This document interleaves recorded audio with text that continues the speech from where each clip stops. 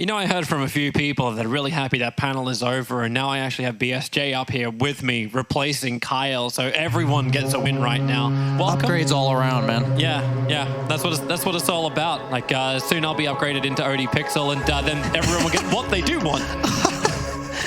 Oh man, I'm known for my self-deprecating humor. I guess why not join the party here? I don't know if anyone ever remembers the tweet that Owen put out, like in his first TI, where he's just like, you know what? I'm just gonna kill Toby so I can take his position. It's like, dude, you have to do that. That aged well. Okay, well, hopefully that. Well, if that aged well, like that would actually mean he may succeed in his task. I guess. Let's avoid that one. And let's actually look towards the game. So Alliance, as the panel was saying, coming off the back of the win, everything looks really stable. Legion opening, Alchemist up, a lot of D push, a lot of push themselves, just all well-rounded lineup. While Viking, we were sitting here saying, hey, these guys could actually go for a push, like I'll toss their Joe Rangers and stuff in there. And now we get Spectre. Final pickup, and the panel weren't stalled. Kyle was one-sided.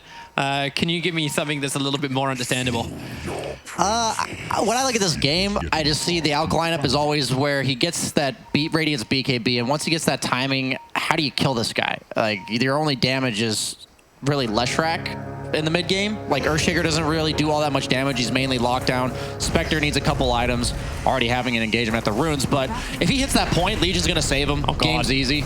They're not going to get the bounty runes and the kill, are they? Yeah, Nico's going to get in front of him. Meanwhile, Jakiro is going to die as well, so it's going to be... What is that going to be? That's a 2 for 2. Okay. As far as the bounty runes trade-off goes, but yeah. All I was going to say is if this timing from Alk, if he can frontline for his team, it's really easy for Alliance to play the game. So we're going to have to see some serious snowballing before that timing of the Radiance BKB comes out, because Spectre's not going to have any space on the map if Alchemist is able to just run around with a Legion commander behind him, running at the Spectre once he gets these core items.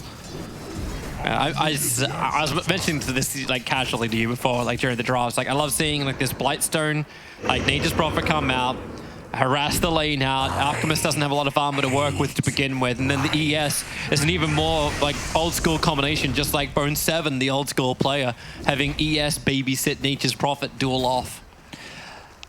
The way Alliance plays, we know that 33 is probably just going to build a pipe on Legion Commander, because most of Vikings mid-game damage is the magic damage. And once, like, if you combine that with all the items coming out from Alchemist, like, you said this, instead of going for this push shot, they went for the Spectre.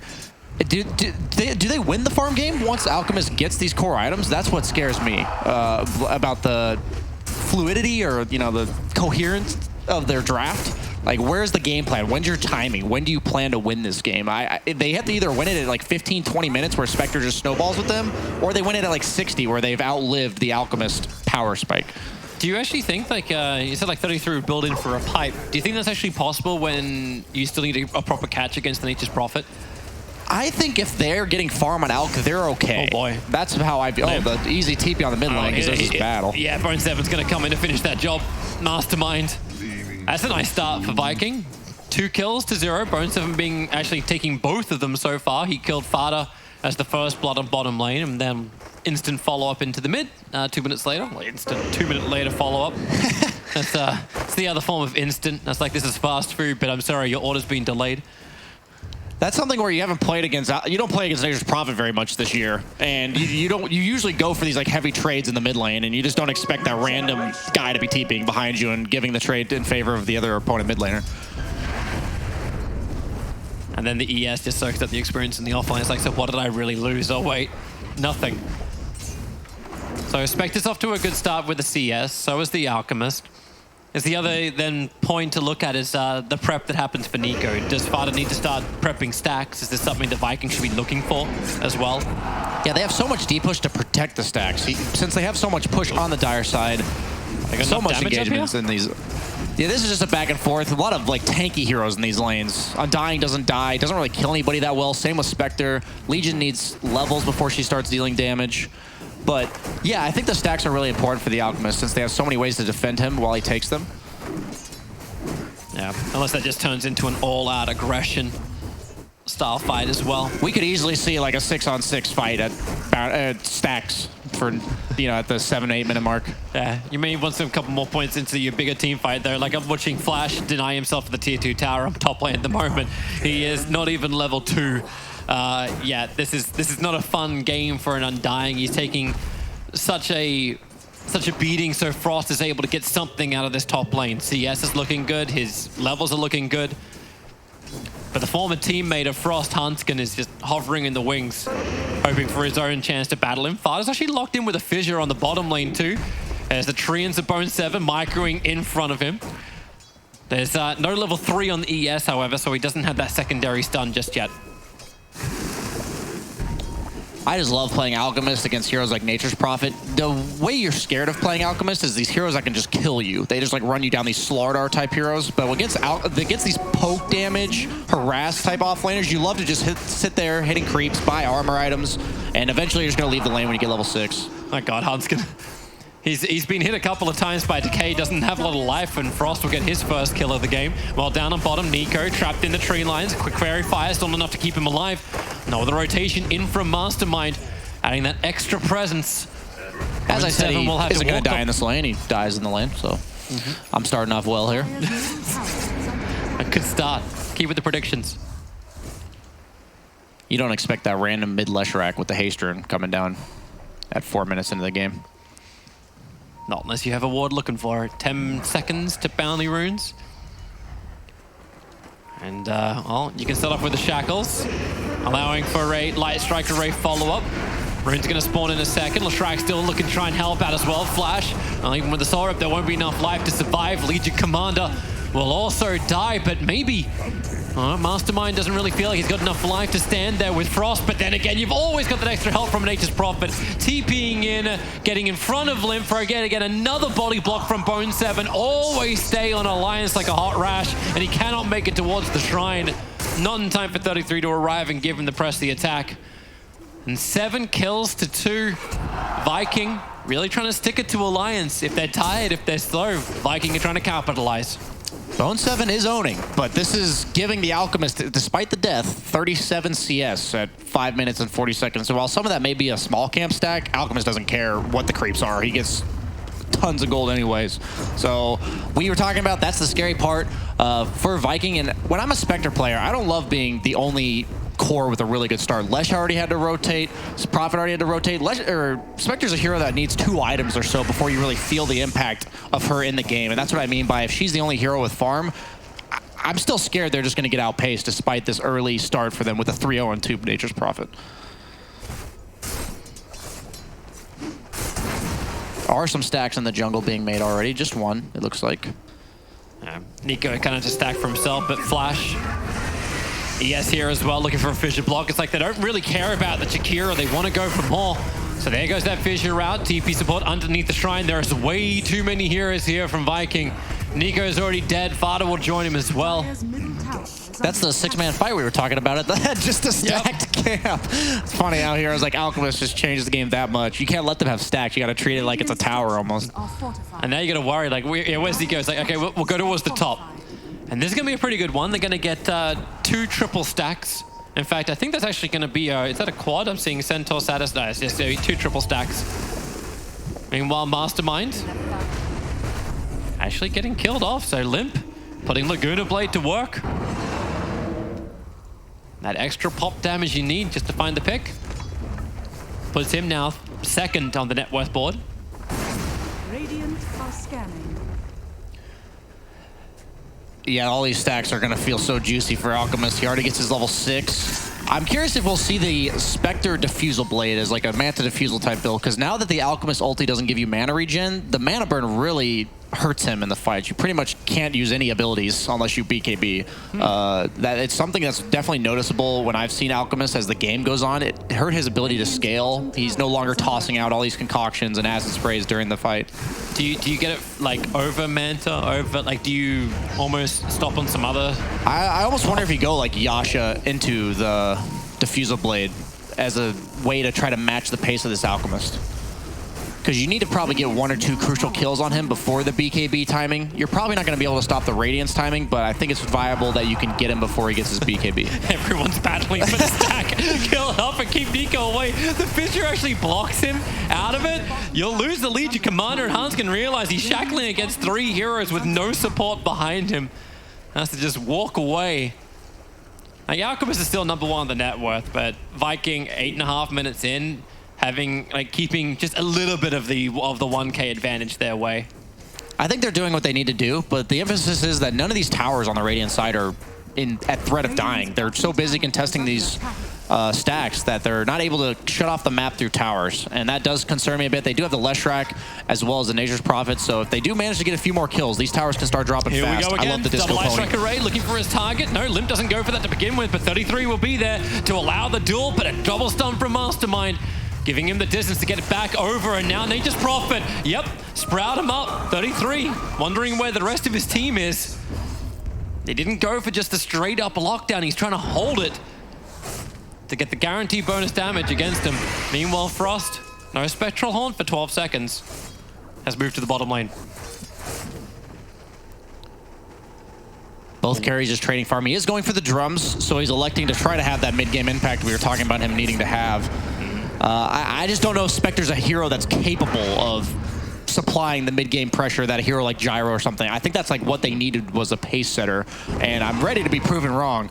It's Spectre, her kit alone doesn't do a lot of damage, and their mid-game damage, like I said, is just going to be struggling. I remember Legion, the early fights with Spectres, like when you used to get the blade melt on Spectre. Yeah. Obviously, like that build's kind of like gone the way of the dodo, but it's it would give you that early presence. A lot of carries now like that semi-carry build for the mid-game don't really work. Like, you want the carries that innately have mid-game that then build for the late game. That seems to kind of be the popular carries right now. This is not a good game to be Hanskin.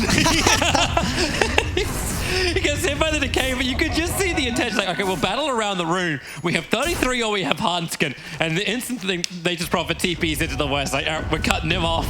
Positioning's hard enough as Shaman, and then you just have a guy showing up behind you. That doesn't make anything easier. And that's a double bracer, Nature's Prophet. Very difficult to kill, so we can actually go for these deeper TPs in. Oh, now mid. ES, Echo Slam is up. They get the easy chain control. Stuns galore to make sure Limp goes absolutely nowhere. Quite a convenient Invis rune for him to use that Echo Slam. Yeah, Haste rune, Invis rune. It's almost like they're called action runes for a reason. And let's see those actions. I'll drink to that. Well, I mean, the only reason you need a Blink Dagger on Earthshaker is so you can do that. Who needs a Blink when you can just walk in Invis? I always like the old analogy of like the Aragon kind of build. Like, just get tiny, toss me like a dwarf. Get me in there. They are putting a lot of pressure on multiple towers from Vikings. Since we talked about how much D-push Alliance has, you kind of need to do this. Jakiro was defending bottom lane himself, but now that he's forced to go mid, Lina had to TP bottom. I'd like to see the dire side punish this TP from Limp bottom. He's pinned here. He had to do it in order to defend the tower. And if they can capitalize on the fact that he had to TP here, are they going? They're going to go to top, actually. Yeah. Interesting. Bone7 actually TP down. Meanwhile, on bottom lane, Limp is trying to get a solo kill over on Frost. He'll make a break for the trees, TP out. He's got Spectral Horn, and they'll probably use it to kill 33 up on the top lane. Limp unable to connect on his last attack, and they didn't actually catch out 33. He has a Blink Dagger on Shaker, by the way. Brown Boots, Stout Shield, Blink Dagger. Sure. All right, 33, you've got your movement speed trying to close the distance here on Flash. He'll run himself up the hill. The duel will begin. Mass Open Wars trapping Mastermind in. They'll keep the shackle going too. Spectral Horn, Frost jumps to the front lines, and Hanskin, goodbye. Dead so quickly, and another great Sprout from Bone7 using Mass Open Wards and the Sprout to really just choke up that point in the mid. And Limp has arrived too, but so has the ESB. Doesn't have Echo Slam, and the Blink Dagger still hasn't arrived either. Limp trying to move away. Bone7 with another great trap. Frost moving forward. Now that Blink has arrived, he gets the Fissure off, but doesn't block anybody in. And that's the reveal of the Blink Dagger for the ES. They're going to have to use that Echo Slam ASAP. It's up in 25 seconds. The Alchemist almost has his Radiance. The timing is coming. We talk about this ultimate late game Spectre hero, but you have to get there first. And Alchemist, even though he has the nerfs to his Grieval's Greed, is despite that going to get a 13-minute Radiance. You can never keep a good Alchemist down. Yeah, they are smoked up. They're trying to do exactly that, but it's broken by the Lina. Hi, Lina. Fissure. This one will hold her in position. Lightning for an extra slow, but Mastermind still can get the stun. But don't worry, Bone 7 will be there. I like how he tries to preemptively light strike and ready to break free of the Sprout, but even then, still gonna be a tier 1 for a tier 1 tower trade, or maybe the fortification will allow Vikings to save their mid tier 1. I will say the Prophet is owning. There's so many times that the cores might have gotten away from these ganks that he TPs behind them, or the Shadow Shaman. He's died like 5 times to those types of ganks too. But I'm surprised. It's just this is what Prophet does, but is what that good enough? 33, the blink, the Echo Slam, able to catch out Fada as well as 33, but the overwhelming us doing some decent work. 33 trying to get away. The tier 1 tower's been taken out by Mastermind, but now Viking, what else have they really got to give us an answer here? Spectre is only now just joining in for the fight. The visual creates some space. Undying will die, but he was almost down near the tier 2 tower of Alliance. So it's all about the defense of the mid lane. They couldn't kill Legion. This is a Hood Legion. That's what I'm talking about. The Bracer Hood, kind of the new style of Legion that people have realized that, like, in good Dota, people don't die to out-of-position duels. So rather than relying on your duel, rely on being this tanky, almost a Baden-like hero. You can't go on her. You can't go on her teammate that's next to her because she saves them. And, I mean, that's just... Now all of a sudden he's full health on Legion Commander when they tried to use pretty much everything to bring him down. And Alchemist has the timing. The pipe's almost out. The BKB's already on its way. What did Spectre choose to go? Still no items after the drums. Has not shown anything. Yeah, just got the 2.1k banked for the moment. Probably still tossing up if you, like what you said, Diffusal, Manta. Like, is Radiance even an option? It's like... You want to scale with the Radiance, but then at the same time, you can't just out-farm an Alchemist. He's going to have 4 items by the time you have your Radiance, as Kyle kind of mentioned. He does queue up the Radiance. Oh, here we go again. TP forward, Bone 7 going to use the Sprout to keep Hunt's going to limp out of this. 33 will look for his own battle. It was all for the 15-minute bounty runes. There's 2 of them on the bottom. Yes, we'll already make a run for it. Look at the levels. This Stakiro 5 position is level 10. He's just been sitting bottom while the Alchemist has been jungling, and looks like they might gank him here. He's a pretty big kill, honestly. But he might just macro pyro the wave and get out. Looks like that's exactly what he's going to do. Good play. There's something that whenever you have a heavy jungling carry player or carry hero, you really want to do this as a 5 position. I just want to keep my eye on Bone 7. Even with these levels, like I always wonder, like, what's the effective presence that Alliance can have on the map when you have a Nature's Prophet split pushing? Like, Lina is great at clearing out waves, but this isn't like that support Lina you're looking towards that can just be tossed into the side lane. Absolutely, yeah. Lina's, because of the Nature's Prophet, and her positioning is so much harder to have be like, where the distance for her to be out of position is so much lower now. So it's really hard for her to show on lanes at all. I got Bone 7 as bait. There are so many heroes moving towards the top lane here from Viking, but they haven't found Huntskin over in the tree lines.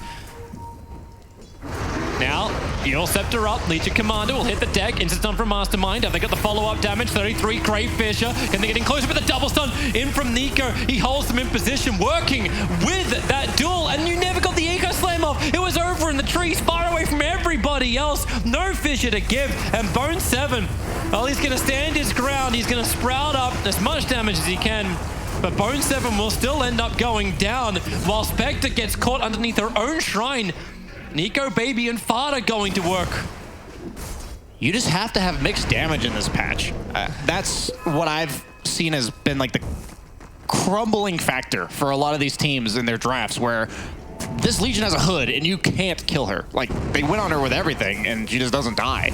And now the mid-game damage problems we talked about already coming to be like the major factor in these fights, and Alchemist hasn't even hit his like core items past the BKB. Oh, he'll get it soon. Like he just took himself 2 double stacks. That feels good, man, after a fight. The net worth is now 14,400. Fada finding himself his own target up on top. Bone 7 trying to just solo out Fada, who begins his TP away. Concoction stun arriving from Nico. And Bone 7 stunned up, but you'll have the extra help from the Earthshaker. Fissure out, now the Alchemist. Trapped for a little bit. Chemical Rage will last for a very long time. Mastermind, however, he won't. Limp gives the Laguna Blade damage, and they're able to get the kill with a quick little shock, and then into Nico Baby's final burn damage. And he's got Concoction ready just to go. Once again, forward into Undying. Sprout him up from Bone 7, but the Quelling Blade cutting Nico Baby free. Up into the tree lines flash. Yep, that won't be anywhere near enough life with the Soul Rip to keep him alive. Not overreacting.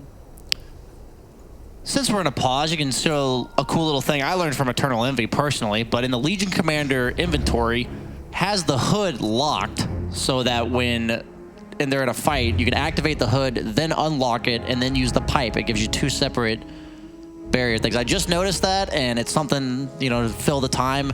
Usually I know you're accustomed to Kyle, who fills the time with just random tidbits of irrelevant information, so I tried to really step it up here. I almost feel like I learned something. Yeah, it's crazy. I don't want to overwhelm you, but... Yeah, I don't handle knowledge too well, remember? Well, back to this Alchemist who is effectively double the net worth of anyone else in this game. Yeah. Do they have enough, do you still keep beating into the tier 2 towers now? Do you look towards Roshan before you break high ground? I know we're 18 minutes in and we're having this discussion already, but with an Alchemist, it always feels like you really want to make the most of your net worth the second you get it. Yeah, So the game what's the accelerates objective? really fast. I think Roshan to probably... Your two choices. You're going to take Roshan because of the DD, the classic. You're either going to go tier 3 top, or you're just going to make a move to take over the bottom half of the map where you take the tier 1 and the tier 2, and then you just close the enemy team on the map, and you just say, we can either use this Aegis for high ground, or we can accrue a 30k gold lead with our Alchemist by the next Aegis and win the game then. So it kind of boils down to what the team thinks their potential is. There's really no way to punish them going high ground other than the Echo Slam, and that's like a one-time volley, which isn't very good against an Aegis. You also have a Legion Commander save, so I think they're quite capable of going high ground with this Soul Cuirass on the Alchemist. That's what I need on my team. I always stun myself. I can just get a Legion to purge it. Oh. Sorry, you can't have nice things. Yeah, sometimes. They do almost have the Sacred Relic on the Spectre, but when I saw the pipe being built on Prophet, I'm like, the Radiant doesn't have a problem killing these Dire heroes. The Dire have a problem killing Radiant, so the pipe feels much more impactful for the Radiant side.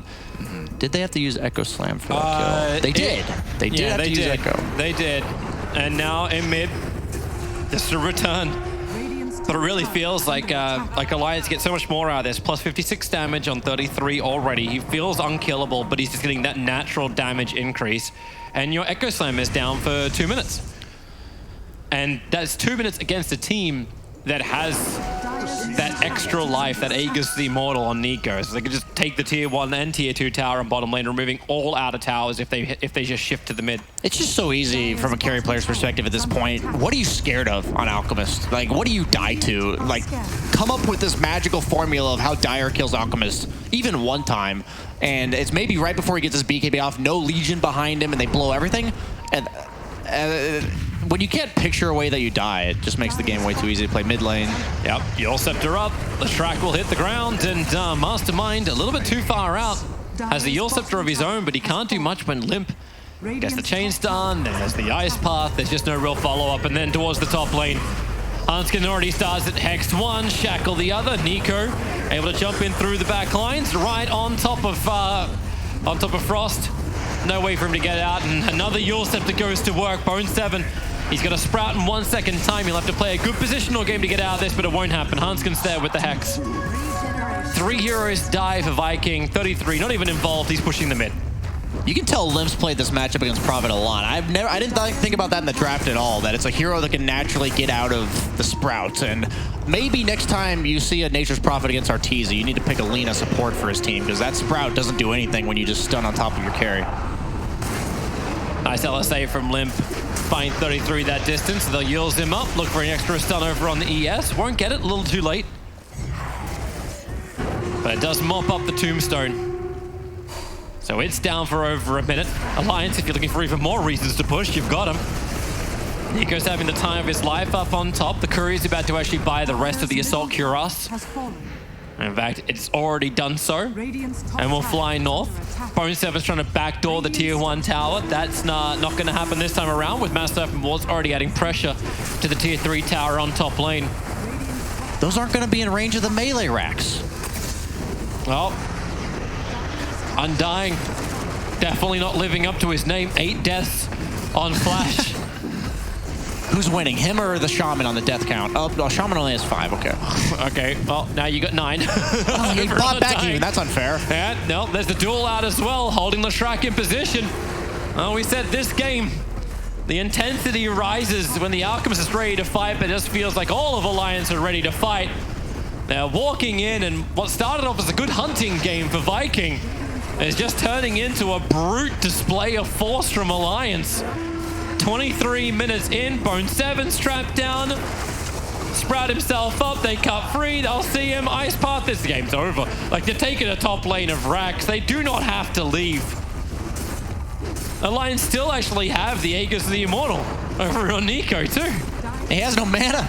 Yeah. This is like a classic Alchemist problem now. It's like he wants to die, but no one's actually willing to kill him, or no one's capable of killing him. That's a real Nico baby problem, it feels like. This guy's like K to D in the last like qualifiers plus Dream League has been insane. That's, the way he jumps forward. It's like, I'll blink on you like I have mana for concoction. There it is, the bottle charges. I think 5 and 2 that's how you like, get him mana. Yeah, I think the 5 and 2 K to D is almost bad for him. This is like below his average.